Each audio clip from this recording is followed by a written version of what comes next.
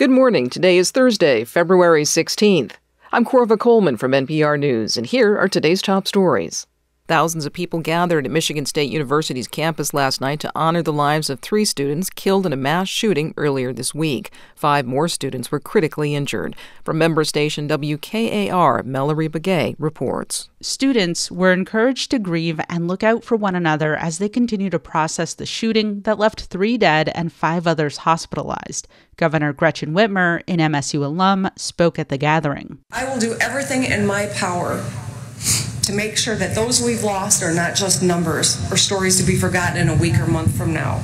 Whitmer said the state is in a unique position to take action to save lives.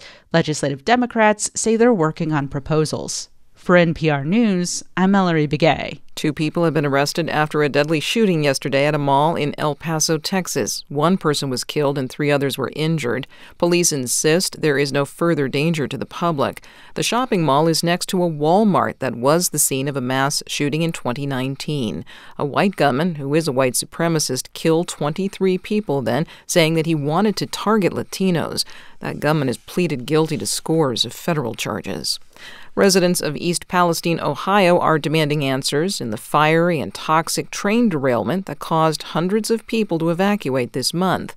IdeaStream Public Media's Abigail Botar has more. The derailed train was carrying the carcinogen vinyl chloride as well as several other hazardous materials. Safety officials performed a controlled release of the chemical before it exploded, which led to a mandatory evacuation. EPA officials maintain the air and water are both safe, but residents are continuing to complain of rashes, headaches, and other symptoms. Abigail Botar reporting. The Tennessee National Guard says one of its Black Hawk helicopters crashed in Alabama yesterday while on a training mission. 2 crew members aboard were killed. It was in a rural area of Alabama just south of the border with Tennessee. The cause of the crash is not known. House Speaker Kevin McCarthy is leading a Republican delegation to the southern U.S. border today.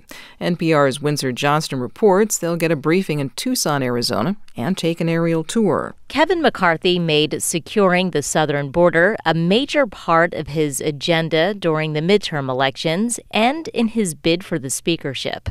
Back in November, he traveled to El Paso, Texas, to call for the resignation of Homeland Security Secretary Alejandro Mayorkas.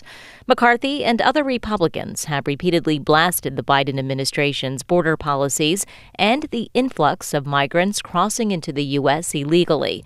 The White House has accused Republicans of using this border visit as a political stunt and has called on the party to work with the administration to develop bipartisan solutions. Windsor Johnston, NPR News. This is NPR.